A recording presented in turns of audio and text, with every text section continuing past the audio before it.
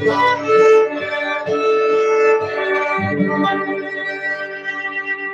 sang Kabuhi, isa ka programa nga ginpangamuyuan kag ginasakdag sa mga kauturan sa Kinsian Fundamental Baptist Church sa Banwa sang Nigaran.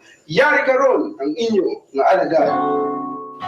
Yes, may nga saluwat mga biyan kung mga kauturan naton nga padayon gid nga nagasakdag sa aton nga programa sa kahanginan Pulong sang Kabuhi. Sa tanan nga mga kauturan naton nga yara sa kabukiran or aramanda sa iban nga isla sang Negros o bulog nga Pilipinas nga malabutan sa sini nga programa naton, maayong aga gid sa inyo nga tanan. No? Sa tanan nga may mga Facebook dira o may YouTube, may cellphone bala nga Android. Okay, so pwede nyo ma-view ang ating mga videos dire anytime, anywhere, basta may load ka lang. Okay. So, mayong aga man dira sa inyo sa mga abya naton nga abroad nagalantaw sa aton nga mga videos, programa naton Pulong sang Kabuhi. Miyara na kita nga sobra isa ka dosina ka pungsod nga nagapamati sa aton. Okay, kag naga-view according sa ilaman nga time didto, kag salamat sa mga comments kag mga mga prayer request man nila, okay, nga naga-send sila via internet kag makapangamuyo kita sila kag as well sa ila pagpasalamat man sa sila nga programa Pulong sang Kabuhi, o nga ma-remind sila sa ila kabuhi Kristohanon. And gamay lang man nga panumdum, no, sini nga adlaw kag Sabado, July 20. Okay, July 20 may ara ang tanan nga mga young people sa Regional Youth Fellowship diri sa Gleaners Fundamental Baptist Church, okay, diri sa Sumag nga ginapastoran ni Pastor Nolen Mollenido. Ang tanan nga mga young people siguro iban dira nagahimos or nagabiyahe na pakadto sa Gleaners. So sa nagahimos dira iya, medyo dalion naton para hindi kita maulihi sa aton nga fellowship. Ag sa nagabiyahe, no, pangamuyo gid, no, nga ang Dios magatipig sa aton nga pag biyahe naman. Okay, so sa liwat ininyo lagad sa kahanginan Pastor Din siya Cunahap kag magapamalandong kita sa pulong sang Ginoo, no, sa sining adlaw kag para masuguro naton ang ining aga nga naga pangalagad kag nagatuon sa pulong sang Dios kag magamit naton sa aton nga kabuhi Kristohanon kag magamit naman naton sa sining adlaw. We don't know basi ini nga message para gid specifically sa imo. Okay, kag kabay pa no ang Dios magpanghikot sa aton sa sining tinion sa pagpamalandong sa pulong sang Ginoo. All right, so aton pagbasahon the book of 1 Peter chapter 1 verse 6 up to verse 9. Okay, kung may mga Bibles kamo dira, tandaan nyo sa inyo ng mga Biblia, kag tamdan nyo, basahon ko dire. Verse 6 up to verse 9, 1 Peter chapter 1. Pulong sa Ginoo nagsiling dire, wherein ye greatly rejoice, though now for a season, if need be, ye are in heaviness through manifold temptations, that the trial of your faith, being much more precious than of gold that perisheth, though it be tried with fire, might be found unto praise and honor and glory to the appearing of Jesus Christ, whom having not seen, ye love, in whom though now ye see him not, yet believing, ye rejoice with joy unspeakable and full of glory, receiving the end of your faith, even the salvation of your souls. Ang Dios magpakamaayo sa pulong aton ginbasa sa sining kaagahon, kag ang aton nga mensahe sa sining aga pamalandungan naton triumphant over trials. Okay? Paano ba kita mangin madinalagon sa tanan nga mga pagtilaw? Okay, so kung lang tawon naton ini nga book of Peter kay nasulat na sa approximately mga AD 60 to AD 65 kag ari na sa time sang persecution. Kaupod man sa book of James, book of Jude kag madamo pa sa mga libro diri nga nasulat sa Biblia wherein time of persecution ginalagas sila ni Nero kag madamo pag sila naga-persecute sa ila subong Kristohanon. Okay? Sa unang panahon kung ikaw maghambal ng Kristohanon, ikaw o makita ikaw ang Kristohanon, ikaw lagson ikaw sang kalibutan, lagson ikaw sa mga malaot nga mga katawhan kag ang himuon si mupatyon pa ikaw. Sini nga tiniol nga pinalagyo ang mga kauturan, ang mga Kristohanon nagapalagyo para masalbar ang ilang kabuhi kag nagapanago kundiin sila pwede makasimba sa Ginoo nga tingob. Subong nga panahon libre na kita. Okay? Anytime, may mga Bible studies kita, kung ano man din nga mga naton, mga activities, and anywhere, maski diin kita niya sa dalong kahoy man da, or sa mga balay-balay, o kung diin man ta sa mga merkado, kung kisa may nag-share sa pulong sang Dios, kag sa mga salakyan, wherever we are subong, libre kita nga mag-share sang gospel. Sa ilang nga panahon hindi, pero sa ilang nga panahon, grabe ang ilang nga pagpaningasog nga makapangalagad sa Ginoo, makatipon. Subong naman niya galing do medyo naghayahay naman kita, do medyo naglax kita katama. Kung kisa sa ato nga pagpangalagad, alright? So, amo na nga dasig kita maigo sa mga pagtilaw kay ang ato nga pagpangalagad kung kisa do ginapatsimpo-tsimpuan ta man lang. Okay, pero ari aton pagapamalandungan. Paano bala mangin madinalagon sa aton nga kabuhi? O sini nga kabuhi ni pahulam sa Ginoo sa aton sa sining adlaw. Paano kita mangin madinalagon? O may ara ka makatauhan nagakaluto sang problema, may ara iban nga naga-suicide, may ara nga iban nga nagabuang, may ara nga iban nga nagkakaguba ang ila panimalay tungod sang problema nila. Pero ari mga biyan ka makutulan kabay pa mangin pagpahanumdum ini sa aton sa sining aga ang pulong sang Ginoo, triumphant over trials. Ano ba lang mga butang nga makabulig sa aton? Okay? What are the things that will help us to be triumphant over trials? Ano ba lang makabulig sa nasiling na nakon? Tatlo na ka-letter R ang gusto ko i-share sa inyo, no? So, una dire, to rejoice. Okay? To rejoice in trial or rejoicing in trials.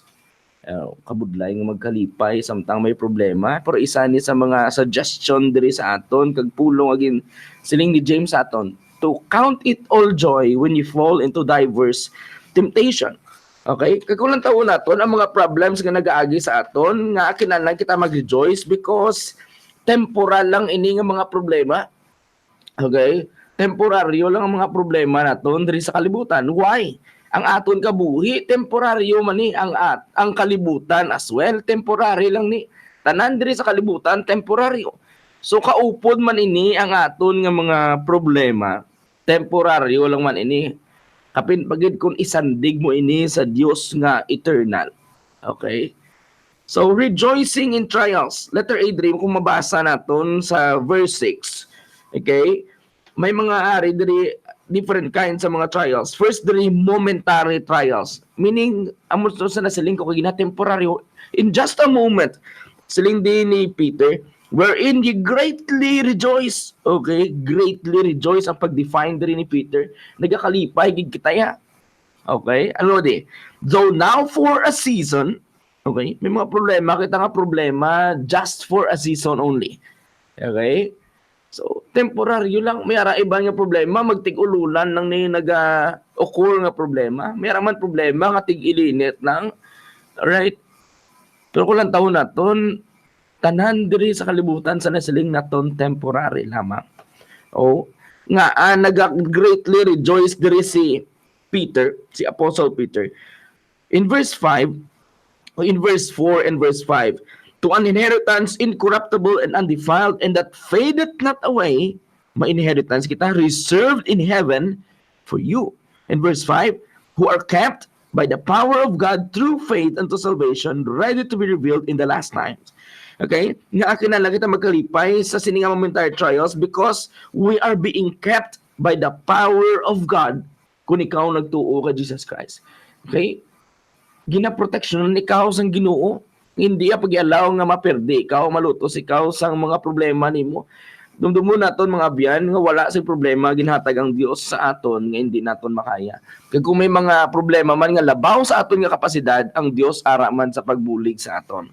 Okay? Momentary trials. Let there be in mandatory trials. Hindi lang yan nga momentary ang mga trials naton, but also mandatory. May mga trials kita yang kinanlanon ginaton nga maagyan sa sining passage verse 6, though now for a season if need be or if it is necessary. Okay, sa isa ka bata kinanlanon gid nga magpractice siya takang-takang magpanglubaybay ang isa ka bata. Okay, kag makatilaw siya ang isa nga madagpa siya, mamukmo siya o madamo siya sang kibit nga maagyan. Sa aton nga kabuhi may mga pagtilaw man nga dapat naton maagyan gid, necessary gid katama. hindi pwede nga hindi mo ni maagyan ng ini nga pagtilaw. Especially sa aton nga kabuhi Kristohanon, may mga pagtilaw kita nga kung wala masiling naton nga Lord nga sa kadamo sa katawan nga ako pa. Oh, kung pagtilaw dasi kita mag-question sa Ginoo pero kung blessing why kita ga-question no? Lord sa kadamo sa mga young people nga ako pa yung naka-cellphone nga amo ni. Oh, why man taga-question sila. Pero kung problems gani gina-question.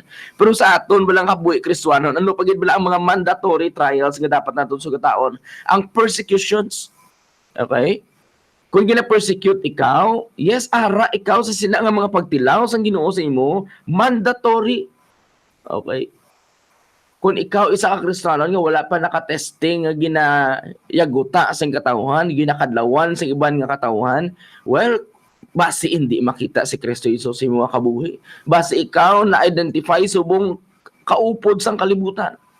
Abay ka makuturan kung ikaw isa ka Kristiyano, maagyan mo gid ang pagtilaw because even Jesus nagsiling nga ang kalibutan waay nagahigugma sa Dios kag even they will not love us. Pero on the other hand, hindi kita magbutang sang kaakig sa ila, kundi igugmaon man natin sila kaangay sa paghigugma sang Dios sa ila. Nga man, sa uli nga panag-on, madala naton sila sa tiilan sang Dios, makaagom sila sang kaluwasan. But mga mandatory trials sa aton diri, maghatag ko sa ibang mga verses diri in the book of Acts. Okay? So, chapter 5 verse 28, saying, did not we straightly command you that you should not teach in this name? Okay? May mga kauturan din nga ginapunggan sa pagwali sa pulong sang Dios. O kita kung isang mo man ginapunggan kita sa pagpangalagad, ginapunggan kita sa panahon. Pero praise God kay sa paagi sa madamong pamaagi through social media, paagi sa mga electronics, okay, sa sini nga mga radio station, ma-share nato ng gospel sa tanan nga katawan in the best that we can. Pero base may ara sa aton nga nagasugata sina nga ginapunggan siya sa pagwali, ginapunggan siya sa pangalagad sa Ginoo. Base ara ikaw sa isa ka mandatory trials sa imo kabuhi subong. But still you need to rejoice nga man kaupod nimo ang Dios nga nagatulok sa imo and your greatest audience sa imo nga pagkabuhi adlaw-adlaw. Letter C, rejoicing in trials, in momentary trials, mandatory trials, miserable trials. Oh, grabe. Miserable gikatama. Ano di verse 6? If need be, ye are in heaviness. May mga problems kita kung nga pertigid kabugat. Nga kung nagbutang sa aton sa isa ka sitwasyon nga doon nagakatulala kita. O hindi kita kabalo paano solbaron ini o hindi kita kabalo kung ano nang matabo dasol. Alright? So sa aton nga kabuhi, may mga comfort ang Ginoo diri sa pulong sang Dios. Anong invitation ni Jesus Christ? To come unto me all ye that are heavy laden. Kung ikaw nabugatan gid sang tuman, palapit lang kay Jesus Christ. Ang gusto ni Jesus siya nga kita balik kita bala sa original nga design sang Ginoo. Sa kaidam ko kay Eve nga kanami lang man tani sa relasyon nga nagaistorya ang Ginoo sa ila kag sila nagaistorya sa Ginoo. Okay? Kag ang ila nga kabuhi hindi mabudlay batungod sang sin na curse sila. Okay? Si Adam magatol gid kag magapabalas gid. Si Eve labor siya nga pag-conceive. But kung ikaw nabugatan amo ning invitation ni Jesus Christ sa aton tanan-tanan. Tanan nga tao may problema eh. So ang invitation ni Jesus Christ, come unto me sino ni? All ye that labor and are heavy laden and I will give you rest. Kung nadumduman ninyo ang atong mensahe sa nagligad nga Sabado. All right? So we need to come to Jesus. Only Jesus can satisfy our soul, can satisfy our life, can satisfy our hunger. So din sa pulo sa Ginoo, Jesus is the bread of life. Kung ikaw ginagutom, palapit kay Jesus Christ because He is the bread of life. Jesus is the living water. Jesus is the door. Jesus is the way, the truth, and the life. Jesus is the resurrection. Meaning siya ang kinahanlanon naton sa matag-adlaw nga tanan. Alright? The beginning of our lives and up to the end of our lives, si Jesus ang aton kinahanglanon. And even sa aton nga faith, Jesus is the author and the finisher of our faith. So kung nataw naton, problems ara lang na. In a moment, may ara nga necessity gid o necessary gid. May ara kita nga mga trials nga naga-lead sa aton to be miserable. But still, you need to rejoice, together with God. Because ang promise ng Ginoo, I will never leave thee nor forsake thee. Hold on sa promises ng Ginoo, hindi kita mag-surrender because ang Dios ay nag-surrender sa aton. Okay? And the last, momentary trials, mandatory trials, miserable trials, and manifold trials. Magambal ka gani manifold gani different kinds sa mga trials pagit nga wala na lista diri. Okay? Manifold trials in verse 6e. Okay? Basahin natin what ang verse. Wherein ye greatly rejoice, though now for a season, if need be, ye are in heaviness through manifold temptations. Okay? So kung nataon natin, ginatestingan kita sa Diyos in different kinds, in various ways. Pero siling amo to siling natin kaginan, in the book of James, we need to count it all joy when ye fall into diverse or manifold temptations. Okay, 2 Corinthians chapter 12, verse 9, over 7 to verse 9, si Paul nagpangayo sa Ginoo sang healing. Alright? Nga nagalain ang iyang mata na, okay, according sa mga Bible scholars, ang iyang masakit diri is chronic ophthalmia. Nagaburon na ang iyang pananawan. Amo na sa pagsulat niya sa book of Galatians, nagsiling da si Apostle Paul nga ginsulat niya ini in large letters. Dagko na nga letra, but still waay nang hindrance ang ini nga mata niya nga hindi na sa magsulat sa pulong sa Ginoo. Grabe gali no. Maski nagaburon na ang mata ni Paul, hindi na sa makabasa, still nagsulat sa para sa mga taga-Galasya. Alright? Kung muna sa aton, hindi kita dapat maghatag sa madamong excuses nga, ay, amo na ni. Kamaturan ang aton nga lawas mabalik yun man niya sa duta. Ang aton nga lawas, nga, ano malang ni. Okay? Ang hindi lang niya mga senior citizen na may ginabatsyag sa sila nga kalawasan, even ang mga, mga hubin pa, mga estudyante, may ginabatsyag na gani. So ang ato nga lawas, mabalik lang man ni sa duta, kundi hindi siya ginkuha sang Dios. But manifold temptations, why gin answer sa Ginoo nga yes ang pag-ayo ni Paul, but gin answer siya sa Ginoo ano di, my grace is sufficient for thee. Okay? Ang akon nga bugay para sa imo sufficiente. So sa aton nga kabuhi, madamo kita sang problem sa ginasugata, but still makambal kita, God's grace is still sufficient in my life. Okay? Madamo sa kakulangan sa ating kabuhi, madamo sa mabutang nga wala kita, but makasiling kita yang nga sufficiente gihapon ang bugay sang Dios sa akon. Okay? Wala man siguro kami isang bugas subong, wala man kami sang kwarta inugbakal sa sudan, but thank God kay buhi ako subong. Okay? Ano naman na nga mainugbakal kada sang lechon manok o lechon baboy, pero dead ball ka naman. Oh. Okay? Pasalamatan nato ng Ginoo in small things kung masaligan kita sa sining kabuhi nga nagapasalamat kita, yes, masaligan kita sa dako man. Alright? So mga beng ka mga uturan, dili kita magatako sa sining verse kag sugpuna nato ng ini nga mensahe naton sa dason nga Sabado. Nasiling ni Peter o nasulat ni Peter because na experiensyahan niya ini nga magkalipay kaupod sa Dios. Madamo sang failure si Peter. Madamo siya sang mga pagtilaw nga nag-agi siya kabuhi subong disciple, subong fisherman, subong follower ni Jesus Christ. But one thing for sure mga beng kamauturan, siling ni Peter, nga we need to rejoice because ang Dios naghatag sang kalipay sa iya even until the end sang iya nga kabuhi. Mga biyan ka mga kauturan, base aray ikaw sa dako ng problema subong. Salig lang sa Ginoo mga biyan. Okay, salig lang gid sa Ginoo naton. Waay nato sa iban nga pwede saligan, dito ka salig sa aton nga kabuhi, sa mga abyan nga di sa kalibutan o kay sino man sa aton nga abilidad, but salig lang gid sa Ginoo.